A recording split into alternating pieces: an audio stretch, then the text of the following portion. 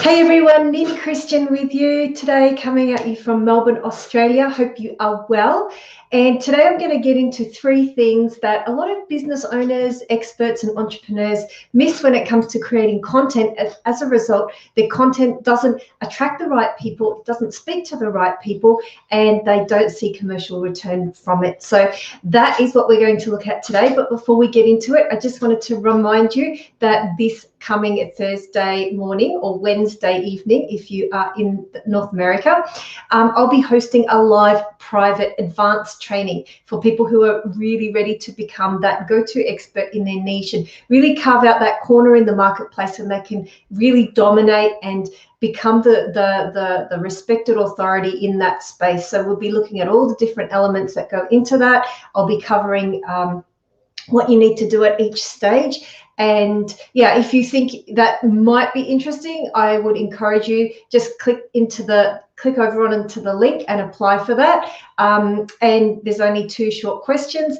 and I'd love to have you part of that training. And I know it's going to be really valuable. It's going to be about 90 minutes to 2 hours all up. It's going to be really, really meaty, in depth. I'm going to be taking you behind the scenes with some of my clients and a lot of the results they're getting, and walk you through how that could be possible for you as well.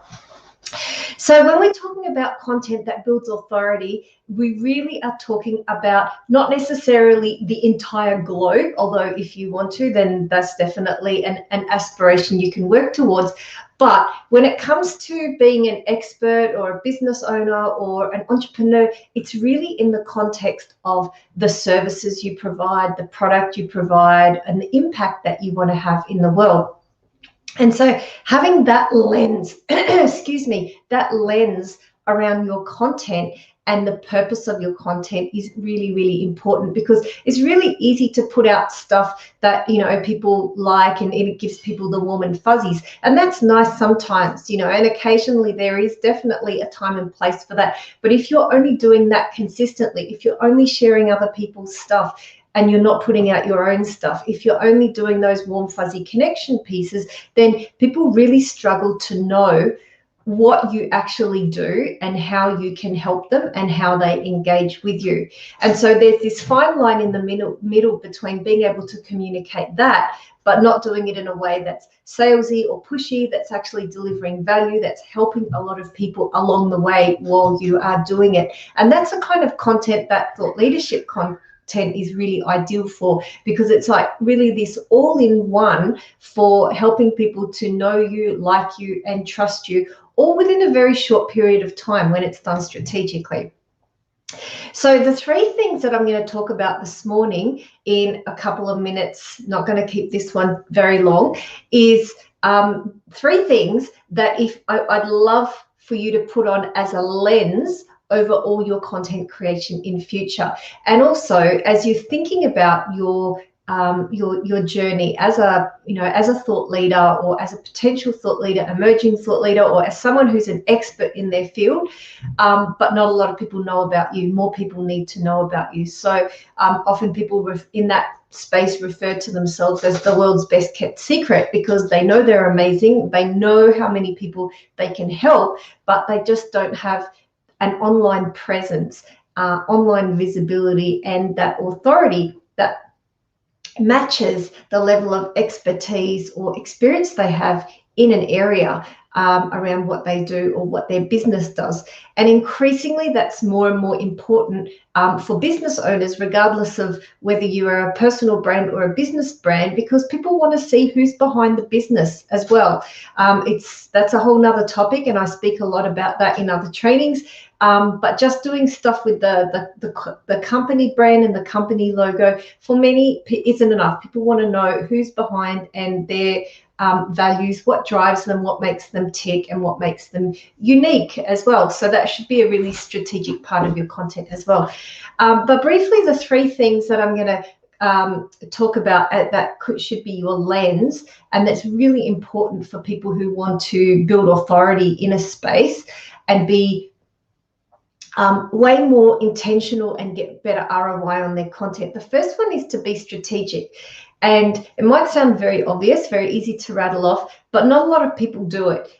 Very, very, very few people do it. But when you do it, and you do it consistently, and you do it over a period of time, it's probably the single most powerful thing you can do when it comes to your marketing and your content, because content by and large is free marketing. But when you do it strategically, i.e. you have a purpose, it's aligned with your business goals, it has a specific purpose in mind, and it's done in a way that speaks to and helps your audience as well, then you've got this wonderful set of circumstances that achieve your objectives, but in a way that you feel really good about because you're helping people along the way. So being strategic is really getting clear beyond just the content on the business goals that you have, and how your marketing is going to help you achieve that, and then what role content needs to play, and what actions you want people to take along the way. And a really key part of that, but I won't go into too much detail now because I have a medical appointment to get to, but a really key part of that is having a brand that speaks to people, that people can resonate with and identify with as part of that as well, and having a plan to get your content beyond just social media so that it's working for you long term. Because if you're just feeding the social beast, you're doing a lot of work for not a lot of return. And so you want to build your digital footprint, you want to build a wider organic presence. The second thing is around being what's the second one? Yes, the second one is around being sustainable with your content. So we could wrap up several words into that. We could say being consistent, being easy as well. I would put in that category, because to be sustainable, it needs to be easy. Everyone is already way too busy than we'd like to be running our business and serving our clients and taking care of ourselves and taking care of our families. We don't want an extra job when it comes to content. And if you have a launch or you have a special promotion or you're doing something different, it's all well and good to put in this huge concerted effort to produce content for that. But if it's just only used for that, you're missing a lot of leverage opportunity, and you're also not building relationship with your audience ongoing.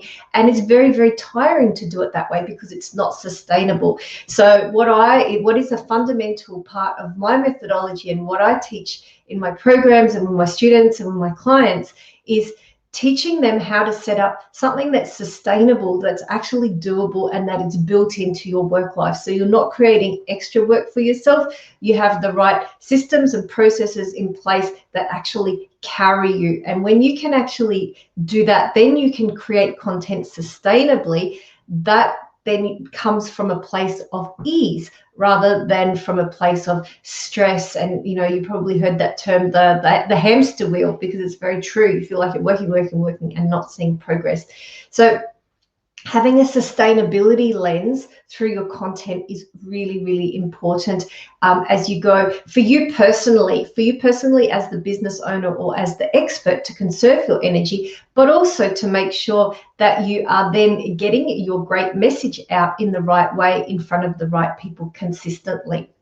The third thing that people don't think about enough with their content is being commercially minded. So people will put out a post with little or no regard for how the heck that actually feeds into their commercial objectives. So what bridge is there going to be between that content and the next step in what we call the customer journey? Because as you know, people don't go from reading about you once to then becoming a high-end retainer client, or booking you for $100,000 project. That doesn't happen. They need to know you, they need to like you, they need to trust you, they need to know that what you're doing is going to help them, and they need to know how to engage with you. And so if you're not actually talking about that consistently, weaving that through your content, seeding that into all your content, you're missing opportunities when people maybe then hanging on every word of what you're saying, but thinking, wow, I really love this person, but how the heck would I be able to work with them? or better still, worse still, actually, you're not putting out anything. You're doing amazing work for your clients. You are a hidden gem, but people don't know about it, and so they have no idea what services you even offer. That's the worst, because there's like such a huge gap and a disconnect. So being commercially minded is thinking about, how does this piece of content, is it going to help me move my clients further down the path, help them while they're doing it, make them feel really good, and me as a content creator really good in the process.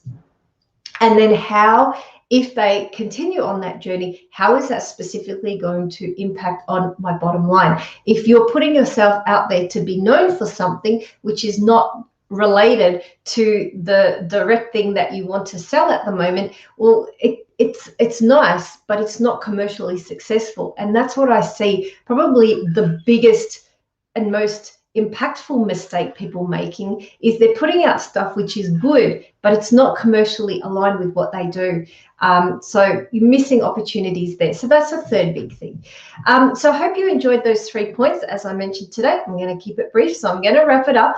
But just a reminder that if you wanted to go into more detail, where I actually pull this apart, give you a breakdown of how it works, how clients are using it, what results you can expect to see, in what time frame, and all of that, and how you can do it really easily, then apply to come along to my private training later in the week. I'd love to see you, and I'd love to explore the potential. It's if you're not sure, just come along and have a listen.